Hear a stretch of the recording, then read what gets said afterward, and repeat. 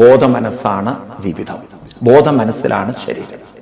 അപ്പൊ ആ ബോധമനസ്സിന്റെ തലത്തിലാണ് നമുക്ക് വിജയത്തെ മനസ്സിലാക്കേണ്ടത്. അല്ലാതെ നാം പ്രതീക്ഷിക്കുന്നത് കിട്ടുന്നതോ നമ്മൾ കഷ്ടപ്പെട്ട് നേടിയെടുക്കുന്നോ മാത്രമല്ല വിജയം. കാരണം ബുദ്ധിപരമായിട്ട് നമ്മൾ കുറെ അറിവും കഴിവും നേടിയെടുത്താൽ പോലും മാനസികമായ ചില സമ്മർദ്ദങ്ങൾ, പിരിമുറുക്കങ്ങൾ, അസ്വസ്ഥതകൾ, നമ്മുടെ ഒരു മാനസികമായിട്ടൊരു തൃപ്തി വരാത്തിടത്തോളം കാലം നമ്മൾ എന്ത് തന്നെ ബുദ്ധിപരമായി മനസ്സിലാക്കിയതും കാര്യമില്ല. പിന്നെ നമ്മൾ കാണുന്ന ഒരു ഇന്റലക്ച്വൽ ആയിട്ടുള്ള കഴിവുണ്ടെങ്കിലും മെന്റൽ ആയിട്ടുള്ള ഒരു മെച്യൂരിറ്റി പലർക്കും ഇല്ല.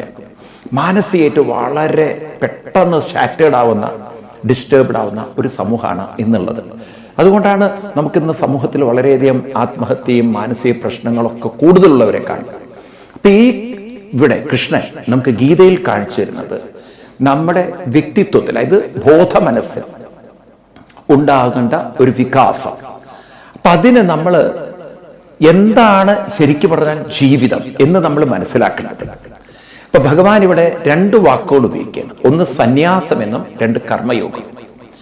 അതായത് മറ്റൊരു രീതിയിൽ പറഞ്ഞാൽ ധർമ്മമെന്നും മോക്ഷമെന്നും, അഥവാ ധർമ്മം ബ്രഹ്മം എന്നൊക്കെ നമുക്ക് വാക്കുകൾ ഉപയോഗിക്കാം. ഇവിടെ മനുഷ്യനെ സംബന്ധിച്ച് ഏറ്റവും പരമപ്രധാനമായ ഒരു കാര്യമാണ് അവന്റെ ജീവിതത്തിൽ മാനസികമായിട്ടുള്ള ഒരു സുഖ സന്തോഷ സംതൃപ്തി. കാരണം ഇന്ന് മാനവരാശി മുഴുവൻ ഓടുന്നതിന് വേണ്ടിയിട്ടാണ്.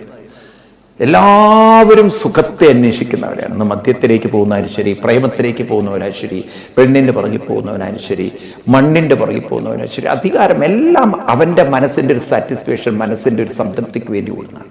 ആരും ഇന്നുവരെ ദുഃഖത്തിനോ ദുരിതത്തിനോ വേണ്ടി ഇങ്ങോട്ട് ഓടിയിട്ടില്ല.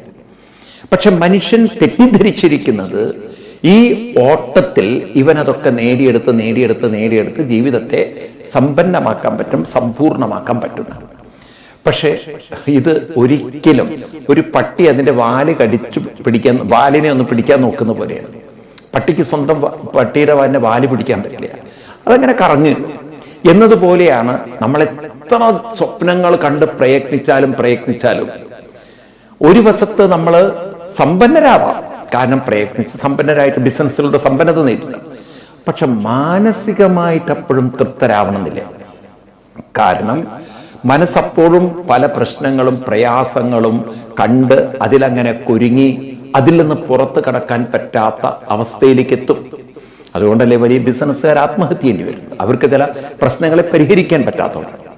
അതുപോലെ വിദ്യാഭ്യാസത്തിലൂടെ തന്നെ നിങ്ങൾ എത്ര ഉന്നതി കൈവരിക്കാൻ നോക്കിയാലും അവിടെയും നിങ്ങൾക്ക് വേണ്ട പരിഗണനയും അർഹപ്പെട്ട സ്ഥാനം കിട്ടിയില്ലെങ്കിൽ മെന്റലി നിങ്ങളൊന്ന് ഫ്രസ്ട്രേറ്റഡ് ആയാൽ ചിലർ അതോടുകൂടി സൂയിസൈഡ് ചെയ്യും. IIT-യിലൊക്കെ എന്തുകൊണ്ടാണ് കുട്ടികൾ സൂയിസൈഡ് ചെയ്യുന്നത്, പ്രൊഫസർമാർ സൂയിസൈഡ് ചെയ്യുന്നത്?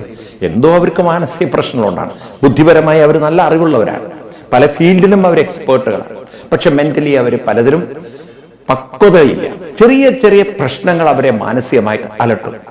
അപ്പൊ ഇതൊക്കെ നമ്മൾ മനസ്സിലാക്കേണ്ടത് മനുഷ്യന്റെ വ്യക്തിത്വത്തില് കേവലം ബുദ്ധിപരമായ ഒരു വികാസം മാത്രം പോരാ, മാനസികമായിട്ടുള്ള ഒരു ഉയർച്ച വേണം. അപ്പോഴേ അവന്റെ ജീവിതത്തിന് ഒരു പൂർണ്ണത വരുള്ളൂ. ഈ തലത്തിലാണ് ഭഗവത്ഗീത പഠിച്ച് മനസ്സിലാക്കി ജീവിതത്തിൽ കൊണ്ടുവരേണ്ട ആവശ്യം. കാരണം നമ്മളിലുള്ള ഒരു ന്യൂനതയാണ് കൃഷ്ണൻ ഇവിടെ പരിഹരിക്കുന്നത്. നമ്മുടെ വിദ്യാഭ്യാസത്തിലോ നമ്മുടെ സമൂഹത്തിലോ ഒന്നും പറഞ്ഞു തരാത്ത മനുഷ്യന്റെ മാനസിക തലത്തിലുള്ള വികാസം, ബുദ്ധിയോടൊപ്പം മനസ്സും വികസിപ്പിക്കുക. കുട്ടികൾ ശ്രദ്ധിക്കണം. അതായത് ഇന്ന് ബുദ്ധി വികസിപ്പിക്കാനുള്ള വിദ്യാഭ്യാസമുണ്ട്, ഇല്ല എന്ന് ഞാൻ പറയുന്നില്ല.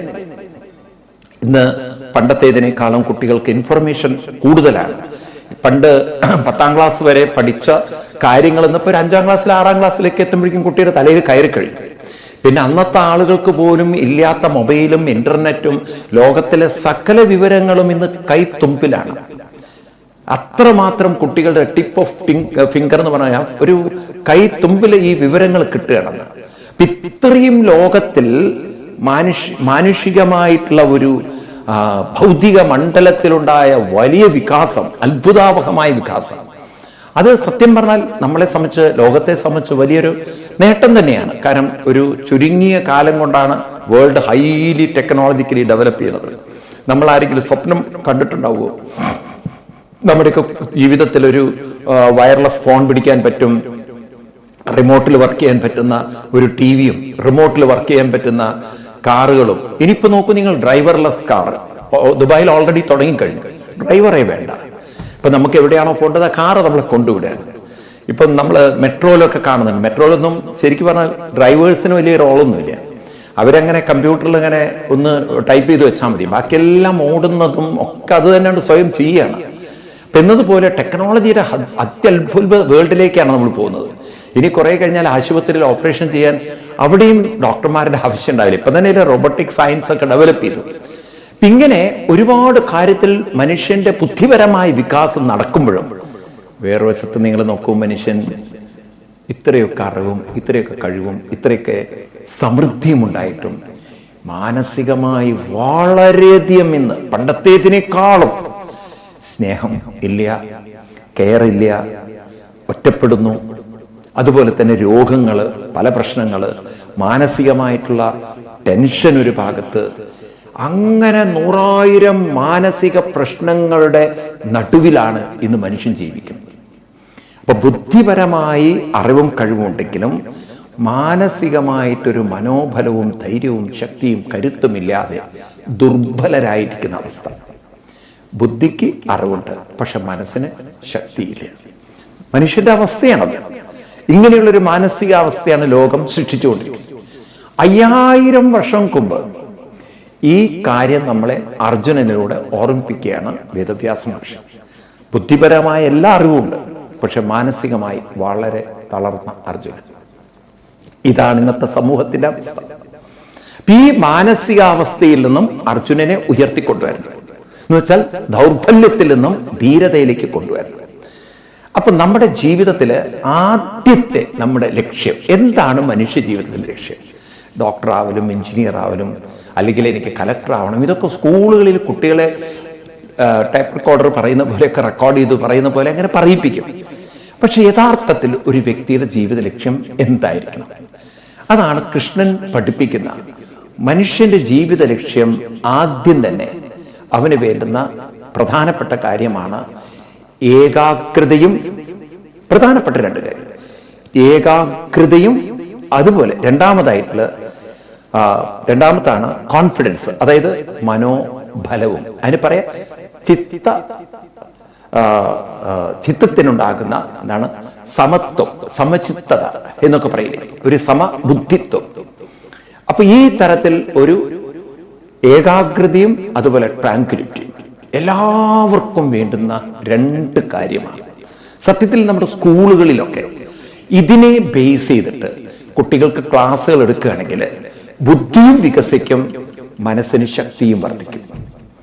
ബുദ്ധി വർദ്ധിക്കാനുള്ള വഴി ഏകാഗ്രത വർദ്ധിപ്പിക്കുകയാണ്. അപ്പൊ മനസ്സ് ഏകാഗ്രമാവാനാണ് നമുക്ക് കൃത്യനിഷ്ഠയും അനുഷ്ഠാനങ്ങളും. ഞാൻ പറഞ്ഞില്ലേ, പ്രണവോപാസനയൊക്കെ കൃത്യമായിട്ട് ഡെയിലി ഒരു 10-21 പ്രാവശ്യം ചെയ്തു നോക്കൂ. കുറേ ദിവസം കൊണ്ട് മനസ്സൊരേ മന്ത്രത്തിൽ തന്നെ അങ്ങനെ ഏകാഗ്രമാക്കി അങ്ങനെ കടന്നു പോകുമ്പോൾ മനസ്സിന്റെ ശക്തി വർദ്ധിക്കും. സംശയിക്കേണ്ട, മനസ്സിന്റെ ഏകാഗ്രത വർദ്ധിക്കും. ഇതുപോലെ ഒരു മന്ത്രജപത്തിലൂടെ നിരന്തരം മനസ്സിൽ അങ്ങനെ ഒരു മന്ത്രജപം 108 തവണ ഡെയിലി ജപിച്ച് മനസ്സ് ഒരേ മന്ത്രത്തിൽ തന്നെ കറങ്ങുമ്പോൾ, മനസ്സ് ഒരേ മന്ത്രത്തെ തന്നെ സ്മരിക്കുമ്പോൾ, എല്ലാം ചിന്തകളാണ്, ചിന്തകൾക്ക് നാശമില്ല. ചിന്ത എനർജിയാണ്, എനർജി എപ്പോഴും സർക്കുലേറ്റ് ചെയ്തുകൊണ്ടിരിക്കും. അപ്പൊ നമുക്ക് ചുറ്റും ഒരു പോസിറ്റീവ് വൈബ്രേഷൻ നിരന്തരം നമ്മൾ ജപിക്കും തോറും ഒരു ഫീൽഡ് ഓഫ് എനർജി നമ്മളിൽ ക്രിയേറ്റ് ചെയ്യും. അപ്പൊ ആ ഫീൽഡ് ഓഫ് എനർജിയിലാണ് പിന്നെ നമ്മൾ ജീവിക്കുന്നത്. അതുകൊണ്ട് മറ്റുള്ളവർ കാണുന്നതാവില്ലേ നിങ്ങൾ കാണുന്നത്. നിങ്ങൾക്ക് കുറേ കൂടി പെർസെപ്ഷനിൽ വ്യത്യാസം ഉണ്ടാവും. ജീവിതത്തെ നിങ്ങൾ കുറച്ചുകൂടി അടുത്തറിയും. കാരണം മറ്റുള്ളവർ കാണുന്നതൊക്കെ അനുഭവങ്ങളെ കാണുമ്പോൾ നിങ്ങൾ അനുഭവിക്കുന്ന മനസ്സിനെ കാണും. നിങ്ങൾക്ക് മനസ്സിലാവും ഇതൊക്കെ സംഭവിക്കുന്നത് നിങ്ങളുടെ മനസ്സിലാണ്.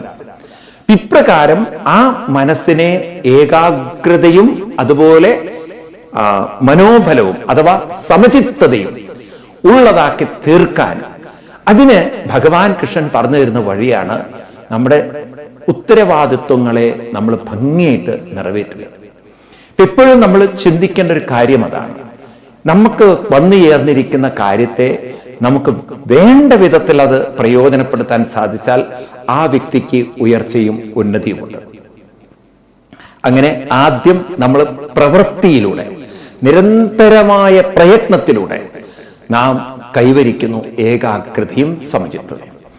ഇനി രണ്ടാമത്തൊരു തലത്തിലെത്തിക്കഴിഞ്ഞാൽ മനുഷ്യന് രണ്ടാമത് വേണ്ടതാണ് നമുക്ക് കിട്ടിയതിനെ മറ്റുള്ളവരിലേക്ക് പകർന്നു കൊടുത്തുകൊണ്ട് ഒരു സഹായകമായ ഒരു ജീവിത രീതി, മറ്റുള്ളവർക്ക് കൂടി നമ്മളെ കൊണ്ട് പരോപകാരാർത്ഥം ഇതം ശരീരം, പരോപകാരം ഉണ്ടാവട്ടെ, മറ്റുള്ളവർക്ക് പ്രയോജനകരമായ ജീവിതം. അപ്പൊ എന്താ ഉണ്ടാവുക?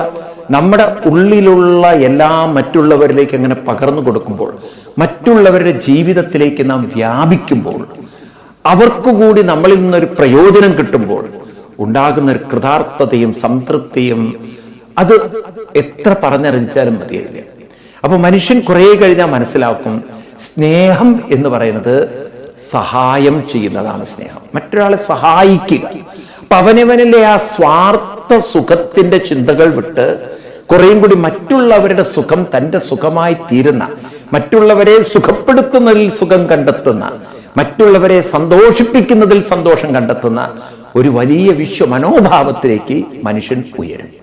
അങ്ങനെ മനുഷ്യനെ ഉയർത്താൻ ഗീത വഴി കാണിച്ചു തരികയാണ്. അതുകൊണ്ട് ഗീത എന്ന് പറയുന്നത് എപ്പോൾ നിങ്ങൾ പേര് കേൾക്കുന്നപ്പോൾ മനസ്സിലാക്കണം, ഇത് മനസ്സിനെ ഏകാഗ്രതയും സമചിത്തതയും, 2, 3 ആ മനസ്സിനെ സേവനത്തിലൂടെ സഹായത്തിലൂടെ മനുഷ്യന്റെ ജീവിതത്തിൽ നേടാവുന്ന ഏറ്റവും വലിയൊരു സംതൃപ്തി കൈവരിക്കാനും പ്രാപ്തമാക്കുക.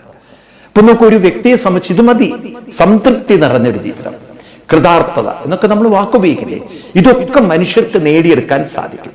അപ്പൊ അങ്ങനെ നേടിയെടുക്കാൻ നമ്മൾ എങ്ങനെ ജീവിക്കണം, എങ്ങനെയാണ് അത് നേടിയെടുക്കുക എന്നതിനെ കുറിച്ചൊരു വ്യക്തത വേണം. അപ്പൊ അതുകൊണ്ട് ഇവിടെ അർജുനനോട് കൃഷ്ണൻ പറയാണ്, അർജുന, നീ യുദ്ധക്കളത്തിൽ നിന്ന് ഓടിപ്പോകുന്നത് ശരിയല്ല. കാരണം നിന്നിലൊരു നിക്ഷിപ്തമായ കർത്തവ്യം വന്നു ചേർന്നുണ്ട്. ലോകം നിന്നിൽ നിന്ന് പ്രതീക്ഷിക്കുന്നത് നീ ഒരു യോദ്ധാവാണ്.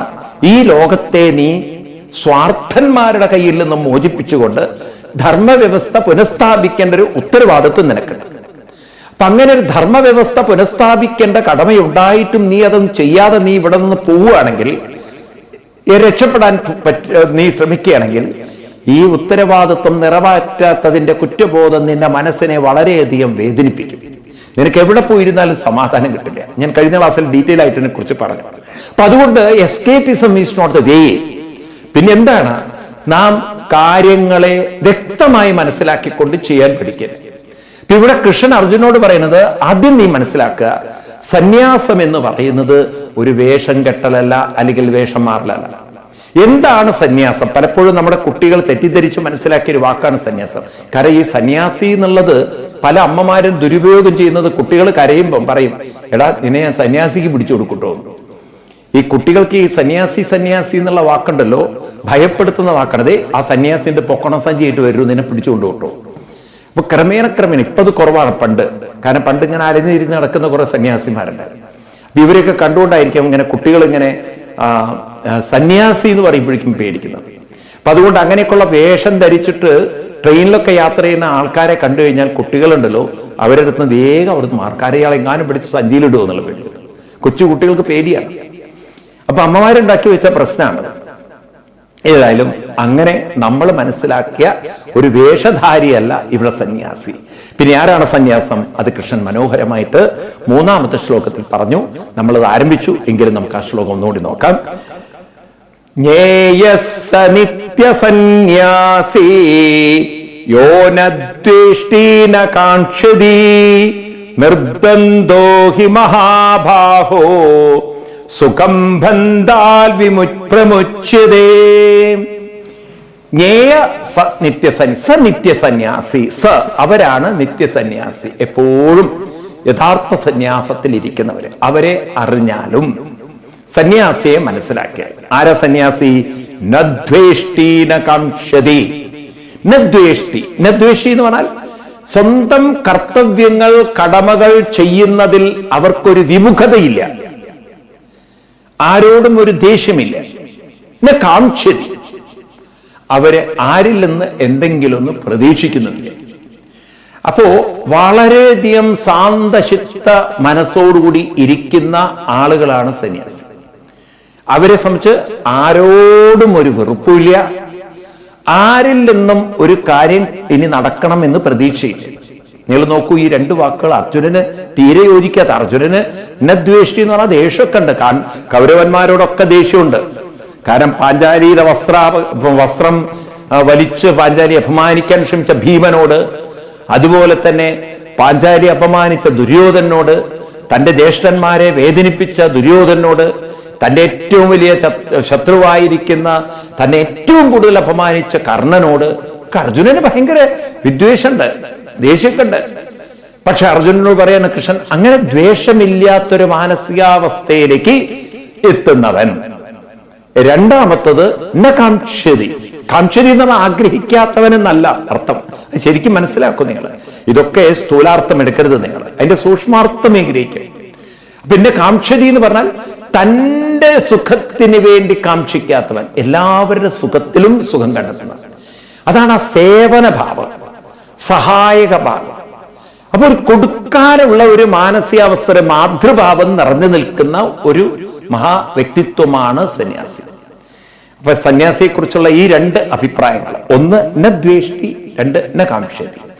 ദ്വേഷ്ടി എന്നതുകൊണ്ട് അർത്ഥമാക്കുന്നത് ഇതൊരു ഒരു മഹാനായ വ്യക്തിയാണോ, അദ്ദേഹത്തിന്റെ ജീവിതത്തില് സന്യാസ വൃത്തിയിലാണ് ജീവിക്കുന്നെങ്കിൽ ആ വ്യക്തിത്വത്തിന്റെ ഉള്ളിൽ പ്രത്യേകിച്ച് തനിക്ക് ചെയ്യേണ്ടതായ കടമകളുണ്ടെന്നോ, അതിൽ ആരോടെങ്കിലും ഒരു ദേഷ്യം ഉണ്ടെന്നോ, ഒരു മടുപ്പോ വിരസത ഒന്നുമില്ല. അവരത്രമാത്രം ജീവിതത്തിൽ വളരെയധികം ആക്റ്റീവായിട്ട് ജീവിച്ച്, അങ്ങനെ ജീവിതത്തിൽ എന്തു വരുന്നോ അതിനെ ഉൾക്കൊണ്ടും അംഗീകരിച്ചും അതിനെ സ്വീകരിച്ചും ഒക്കെ പോകുന്ന ഒരു മെച്യൂർഡ് മൈൻഡുകളാണ്. വളരെയധികം മെച്യൂരിറ്റിയുള്ള ഒരു മൈൻഡാണ് സന്യാസി മനസ്സ്. അതുകൊണ്ടാണ് കാംക്ഷതി ദ്വേഷ്ടി, ഒന്നിനോടൊരു ദേഷ്യം.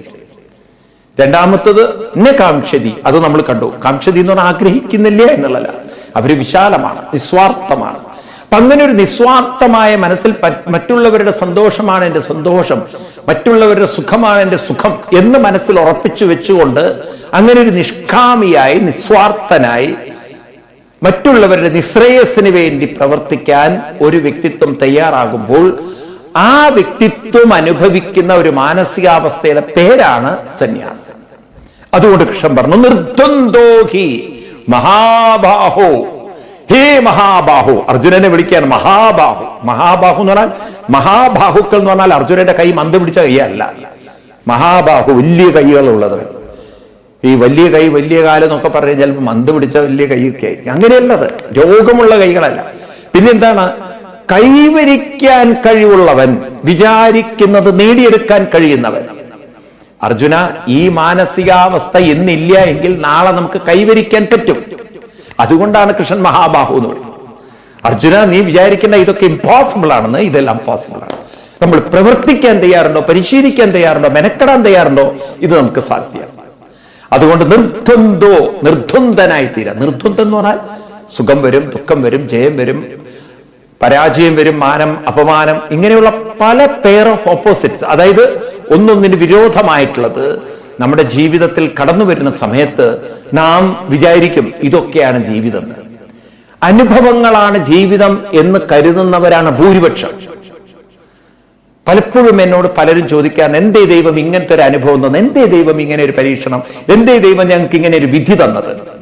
പാവങ്ങൾ അറിയുന്നില്ല. ഇവിടെ എന്നോട് ധാരാളം ക്രിസ്ത്യൻസ് ചോദിക്കാറുണ്ട്, സ്വാമി വാട്ട് ഈസ് ഡെസ്റ്റിനി എന്ന്, ഇതെന്താണ് വിധി എന്ന്. അപ്പൊ തന്നെ മനസ്സിലാവും അവരുടെ ജീവിതത്തിൽ എന്തോ ട്രാജഡി സംഭവിച്ചു കാണും, എന്തെങ്കിലും വീട്ടിലെന്തോ ദുരന്തം സംഭവിക്കാതെ അവർ ഈ ചോദ്യം ചോദിക്കില്ലേ. പക്ഷെ പാവങ്ങൾ അറിയുന്നില്ല, അനുഭവങ്ങളല്ല ജീവിതം. നിങ്ങൾ മനസ്സിലാക്കണത്, അനുഭവങ്ങൾ അനുഭവിപ്പിച്ചു തരുന്ന മനസ്സാണ് ജീവിതം, ബോധ മനസ്സാണ്. ഞാൻ എന്താ പറയണത് നിങ്ങൾക്ക് മനസ്സിലാവുണ്ടോ അറിയില്ല. ബോധ മനസ്സാണ് ജീവിതം എന്ന് ഞാൻ പറയാൻ കാരണം, ബോധ മനസ്സിലാണ് അനുഭവങ്ങൾ വരുന്നത്.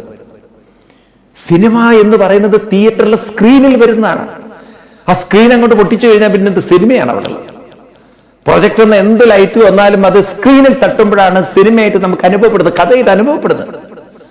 ആ സ്ക്രീൻ അങ്ങോട്ട് പൊട്ടിക്കഴിഞ്ഞാലോ, അതാണ് ഈ തമിഴ്നാട്ടിൽ ഇങ്ങനത്തെയൊക്കെ ചില സംഭവങ്ങൾ സംഭവിക്കും. അതിപ്പോ കുറവാണ്. പഴയ കാലത്ത് MGR ഒക്കെ പടം വന്നു കഴിഞ്ഞല്ലോ, MGR നേരെ ആരെങ്കിലും തോക്കെടുത്ത് അവൻ എപ്പടി ടുപ്പാക്കി എടുക്കും, പാത്തള എന്നൊക്കെ പറഞ്ഞിട്ട് ഇവരുണ്ടല്ലോ, ചില സമയത്ത് ആ സ്ക്രീനിന്റെ നേരെ നോക്കിയിട്ട് അണ്ണാവിന്റെ നേരെ തോക്കെടുത്തവന്റെ നേരെയൊക്കെ അവർ കത്തി കൊണ്ടൊക്കെ എറിയും. ഗ്രാമീണരാണ്. നല്ല കൂർത്ത കത്തി എടുത്തിട്ട് ഇവൻ തൻ്റെ ദൈവം പോലെ കണക്കാക്കുന്ന ആ ഒരു ദൈവതുല്യനായിട്ടുള്ള, കരുണാനിധിയല്ല ഞാൻ പറയുന്നത്, മരിച്ചുപോയ പഴയ ആള്. അപ്പൊ അദ്ദേഹത്തിനൊക്കെ വളരെ ആദരവാണ്. ഓ, അണ്ണാന്ന് പറഞ്ഞു കഴിഞ്ഞാൽ അദ്ദേഹമാണ് അവർക്ക്. അങ്ങനെ ആ ഒരു ഇതിന് നേരെ കത്തിരുത്തൊക്കെ എറിയും ചിലപ്പോൾ. കാരണം എൻ്റെ അണ്ണാവിനെ എങ്ങനെയാണ് തൊടാൻ പാടില്ല. നിങ്ങൾ എന്താ നിങ്ങൾ മനസ്സിലാക്കിയിരിക്കുന്നത്? MGR എന്നൊക്കെ പറഞ്ഞാൽ അവരുടെ രക്തമാണ്. MGR ഒരാൾ നോവിക്കാൻ പാടില്ല. അങ്ങനെ ഈ തിയേറ്ററിൽ ഇടയ്ക്കിടയ്ക്ക് സ്ക്രീൻ മാറ്റില്ല പണി. കാരണം ഇതിങ്ങനെ ഇടയ്ക്കിടയ്ക്ക് പൊട്ടും. എന്നതുപോലെ നമ്മുടെ ബോധ മനസ്സിലാണ് ജീവിതം എന്ന് നമ്മൾ പഠിക്കുന്നില്ല. ബോധ മനസ്സിലാണ് അനുഭവം. ആ ബോധ മനസ്സ് എന്തോ ഈശ്വരാധീനം കൊണ്ട് നമുക്ക് മാറ്റിയെടുക്കാൻ പറ്റുന്നതാണ്. അതുകൊണ്ടാണ് കൃഷ്ണൻ നിർദ്വന്ദ്വനാവുക എന്ന് പറയുന്നത്. നിർദ്വന്ദ്വൻ. അതെന്താ നിർദ്വന്ദ്വൻ? ദ്വന്ദ്വൻ എന്ന് പറഞ്ഞാൽ മന്ദനല്ല, ദ്വന്ദ്വൻ. വാക്കുകൾ തെറ്റരുത്. മന്ദനാവാൻ നിങ്ങൾ ആലപ്പുഴ പോയാൽ മതി. കൊതുക് അവിടെ ഇഷ്ടം അതിൻ്റെ മന്ത് വരുത്തുന്ന കാല് അവിടെയുള്ളൂ. അപ്പൊ നിങ്ങൾ മനസ്സിലാക്കേണ്ടത് നിർദ്വന്ദ്വനാണ്. ദ്വന്ദ്വം എന്ന് പറഞ്ഞാൽ പെയർ ഓഫ് ഓപ്പോസിറ്റ് എന്ന് പറഞ്ഞാൽ സുഖം ഉണ്ടെങ്കിൽ ദുഃഖം, ജയമുണ്ടെങ്കിൽ പരാജയം, മാനം ഉണ്ടെങ്കിൽ അപമാനം എന്നത് ദ്വന്ദ്വമാണ്. ഇവിടെ നമ്മൾ നിർദ്വന്ദ്വനാവുക എന്ന് പറഞ്ഞാൽ അനുകൂലമായി വരുമ്പോൾ സുഖവും പ്രതികൂലമായി വരുമ്പോൾ ദുഃഖവും. അതാണ് ദ്വന്ദ്വം. അപ്പൊ ഇവിടെ സാധനാനുഷ്ഠാനത്തിൽ പ്രാധാന്യം കൊടുത്ത് സാധനയിൽ മനസ്സിനെ ഉറപ്പിച്ച് ലയിപ്പിക്കാൻ സാധിക്കുന്ന ആളുകൾക്ക് അനുകൂലമായി വരുമ്പോഴും അവരെ ശ്രദ്ധ സാധനയിലേക്ക് തിരിയുമ്പോൾ അതിൻ്റെ ഒരു സുഖം അവരറിയുന്നുവെങ്കിലും അവരതിൽ ഒരിക്കലും ഒട്ടിപ്പിടിക്കുന്നില്ല.